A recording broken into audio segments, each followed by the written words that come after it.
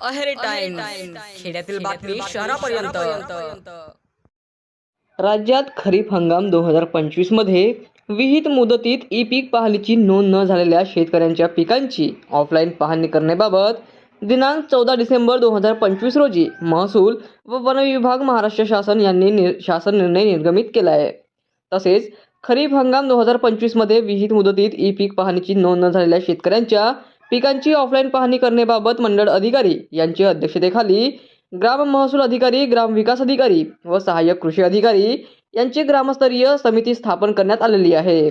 या शेतकऱ्यांना काही कारणास्तव खरीप हंगाम 2025 मध्ये पिकांची नोंद करता आली नाही अशा शेतकऱ्यांनी ग्राम महसूल अधिकारी यांच्याकडे दिनांक 17 डिसेंबर 2025 ते 24 डिसेंबर 2025 पर्यंत पिकांची नोंद करण्याकरिता अर्ज सादर करावे।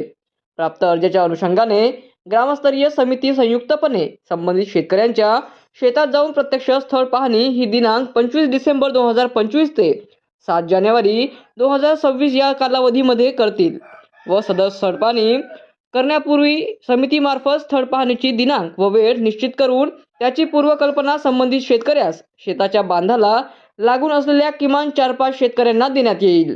प्रत्यक्ष स्थळ पाहणीच्या दिवशी खरीप हंगाम 2025 मध्ये प्रत्यक्षात शेतकऱ्यांनी कोणत्या पिकाची लागवड केली होती त्याची स्थानिक चौकशी करून पीक नोंदणीच्या अनुषंगाने वस्तुस्थितीदर्शक पंचनामा करावा व शेताच्या बांधाला लागून असलेले इतर शेतकऱ्यांचे जाबजबाब नोंदविण्यात येतील। ज्या शेतकऱ्यांची पीक नोंदणी गाव नमुना नंबर 12 वर यापूर्वी प्रतिबिंबित झालेली नाही त्या शेतकऱ्यांसंदर्भात वरील प्रक्रिया अवलंबविण्याची आहे।